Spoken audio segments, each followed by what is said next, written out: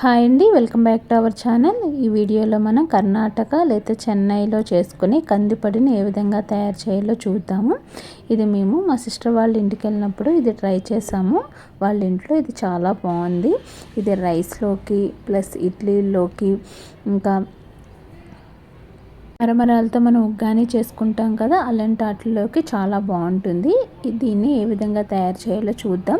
కొంచెం ఆవకాయ పచ్చడిలో కూడా ఈ పొడి కలుపుకొని తింటే టేస్ట్ అనేది చాలా బాగుంది. ఈ రెసిపీ అయితే ఖచ్చితంగా ట్రై చేయండి.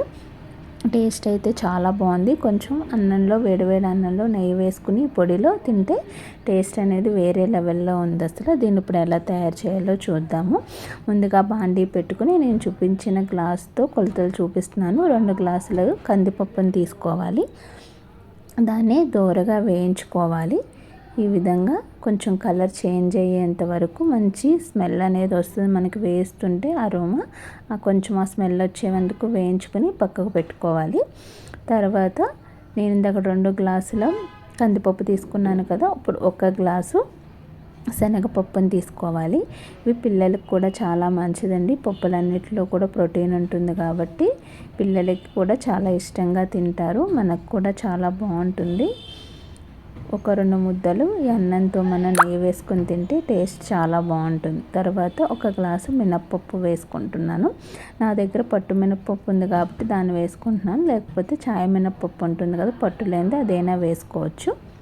2 గ్లాసుల కందిపప్పు తీసుకుంటే 1 గ్లాసు శనగపప్పు, 1 గ్లాసు మినప్పప్పు, అదేవిధంగా 10 ఎండుమిరపకాయలు వేసుకోవాలి. తినే కారాన్ని బట్టి వాటిని కూడా దోరగా వేయించుకొని పక్కకు పెట్టుకోవాలి. ఈ విధంగా వీటినన్నిటినీ కలిపి అందులోకి తగినంత సాల్టు, అదేవిధంగా కొంచెం ఇంగువ వేసుకోవాలి. ఇంగువ వల్ల టేస్ట్ చాలా బాగుంటుందన్నమాట.